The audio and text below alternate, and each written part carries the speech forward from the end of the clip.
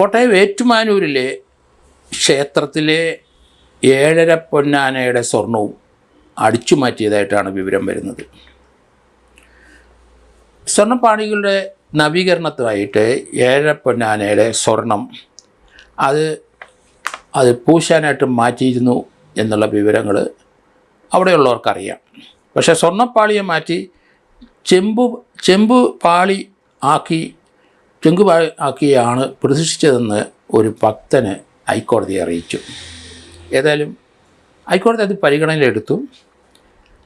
അത് ഹൈക്കോടതി ക്ഷേത്രത്തിൻ്റെ അല്ലെങ്കിൽ ശബരിമല നമ്മുടെ ബെഞ്ചിൻ്റെ അതിലെ ജസ്റ്റിസുമാരായ വി രാജാ വിജയരാഘവനും ജസ്റ്റിസ് കെ വി വിജയകുമാറും ഈ ഭക്തൻ്റെ ഹൈക്കോടതി അറിയിച്ച പരാതി അവർ പരിശോധിച്ചു. അതിനുശേഷം സ്വർണ്ണക്കൊള്ള നമുക്കറിയാം, എല്ലാ അമ്പലങ്ങളിലും ഇതൊക്കെ തന്നെ സംഭവിച്ചുകൊണ്ടിരിക്കും. ശബരിമല പോലെ കേരളത്തിലുള്ള എല്ലാ വലിയ ക്ഷേത്രങ്ങളിലും അവിടെ സൂക്ഷിച്ചിട്ടുള്ള വെള്ളിയും സ്വർണ്ണാഭരണങ്ങളൊക്കെ നഷ്ടപ്പെട്ട് കഴിഞ്ഞിരിക്കുന്നു. അതാണ് നമ്മുടെ അമ്പലങ്ങളിലെ ഇതുവരെയുള്ള ചരിത്രങ്ങൾ നമ്മൾ നോക്കിയാൽ കാണുന്നത്. ഇപ്പം നമുക്കറിയാമല്ലോ, രാമക്ഷേത്രത്തിലും ഇതേ രീതിയിലുള്ള മോഷണങ്ങൾ വലിയ രീതിയിൽ നടന്നതായിട്ട് നമ്മൾ കണ്ടെത്തി കഴിഞ്ഞു. ഏറ്റുമാന ക്ഷേത്രത്തിലെ 7.5 പൊന്നാനയിൽ അതിൻ്റെ പാളിയിടക്കി മാറ്റി സ്വർണം പൂശി. ആ പൂശിയതിൽ കൂടുതലും അതിന് മങ്ങലേറ്റിരിക്കുന്നു, അത് ചെമ്പ് പാളികളാണ് എന്നാണ് ഒരു ഭക്തൻ കണ്ടെത്തിയിരിക്കുന്നത്. വിവരം ഹൈക്കോടതിയെ അറിയിച്ചതുകൊണ്ട് ഹൈക്കോടതിയിൽ നിന്ന് ദേവസ്വം ബോർഡിൻ്റെ സെക്യൂരിറ്റി വിജിലൻസ് ഓഫീസറുടെ അടുത്ത് ഇതേപ്പറ്റി അന്വേഷിക്കാൻ നിർദ്ദേശം കൊടുത്തു കഴിഞ്ഞു. കോടതി പറഞ്ഞിരിക്കുന്നത് അവിടെ പോയി ഇത് പരിശോധിക്കണം, ക്ഷേത്രത്തിലെ രജിസ്റ്ററുകളും മറ്റും നോക്കണം, എത്ര പവൻ്റെ സ്വർണം ആണ് പൂശിയിരിക്കുന്നത്.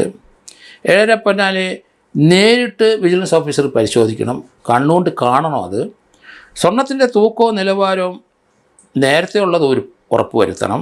അതിനുശേഷം വേണമെങ്കിൽ ഒരു സ്വർണ്ണപ്പണിക്കാരൻ്റെ സേവനം കൂടെ ലഭിക്കുന്നതിന് തടസ്സമില്ല.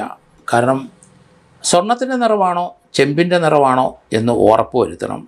സ്വർണത്തിൻ്റെ നിറം അല്ലെങ്കിൽ തീർച്ചയായിട്ടും അവിടുത്തെ സ്വർണം അടിച്ചു മാറ്റിയെന്ന് നമുക്ക് കണക്കാക്കേണ്ടി വരും. അതുപോലെ തന്നെ ക്രമക്കേടുകളെപ്പറ്റി നേരത്തെ ഈ ഭക്തൻ്റെ പരാതിയിൽ അതേപ്പറ്റി അന്വേഷിച്ചപ്പം അവിടുത്തെ അഡ്മിനിസ്ട്രേറ്റീവ് ഓഫീസറും ദേവസ്വം കമ്മീഷണറുടെ അവരുടെ റിപ്പോർട്ട് അനുസരിച്ച് അതിനകത്ത് ക്രമക്കേട് നടന്നോ ഇല്ലയോ എന്ന് രേഖയില്ല എന്നാണ് പറഞ്ഞിരിക്കുന്നത്. എന്തൊരു തട്ടിപ്പാണ് ആ റിപ്പോർട്ട്! കണ്ണുകൊണ്ട് കാണാവുന്ന കാര്യങ്ങളല്ലേ ഉള്ളൂ. 7.5 പൊന്നാനയിൽ അവിടെ പൂശിയിരിക്കുന്ന അല്ലെ പതിച്ചിരിക്കുന്ന സ്വർണ്ണപ്പാളിക്ക് മങ്ങലേറ്റിട്ടുണ്ടെങ്കിൽ അത് തന്നെയല്ലേ ദേവസ്വം കമ്മീഷണറും അഡ്മിനിസ്ട്രേറ്റീവ് ഓഫീസറും പറയേണ്ടത്. അതിന് പകരം അവിടെ എന്തെങ്കിലും നടന്നതായിട്ട് രേഖയില്ല എന്ന് പറഞ്ഞാൽ അവരിതിൻ്റെ പിന്നിലുണ്ടെന്ന് തന്നെയല്ലേ പറയേണ്ടി വരൂ. അങ്ങനെയാണോ പറയേണ്ടത്?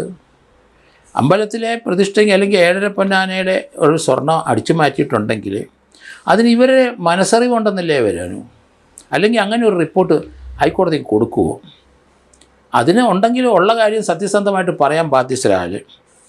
ഏതായാലും ദേവസ്വത്തിൻ്റെ സെക്യൂരിറ്റി വിജിലൻസ് ഓഫീസർ അത് പരിശോധിക്കാനും അവിടെ ശബരിമല നമുക്കറിയാമല്ലോ, അവിടെ 30 കിലോ സ്വർണം കൊടുത്ത ആരാണ്. അപ്പോൾ അതുപോലെ 7.5 പൊന്നാനയിലെ പാളികൾക്ക് സ്വർണം സംഭാവന ചെയ്ത ആരാണെന്ന് നമുക്കറിയാം, അത് കണ്ടെത്തണം.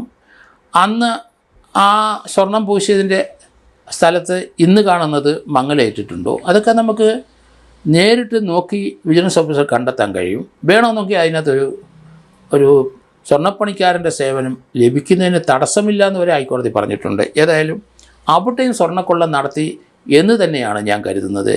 അവിടുത്തെ ദേവസ്വത്തിലെ അഡ്മിനിസ്ട്രേറ്റീവ് ഓഫീസറും ദേവസ്വം കമ്മീഷണറും ഉത്തരവാദിത്തമില്ലാത്തൊരു റിപ്പോർട്ടാണ് തയ്യാറാക്കിയിരിക്കുന്നത്. അപ്പോൾ അവർക്കും ഇതിന് മനസ്സറിവുണ്ട് അല്ലെങ്കിൽ പങ്കുണ്ട് എന്ന് തന്നെ കരുതേണ്ടി വരും. ഏതായാലും വിജിലൻസ് ഓഫീസറുടെ റിപ്പോർട്ട് ഹൈക്കോടതി ചെല്ലട്ടെ. ഇതിനെ സംബന്ധിച്ച് ഒരു കേസ് രജിസ്റ്റർ ചെയ്യേണ്ടി വരും എന്ന് തന്നെയാണ് ഞാൻ കരുതുന്നത്.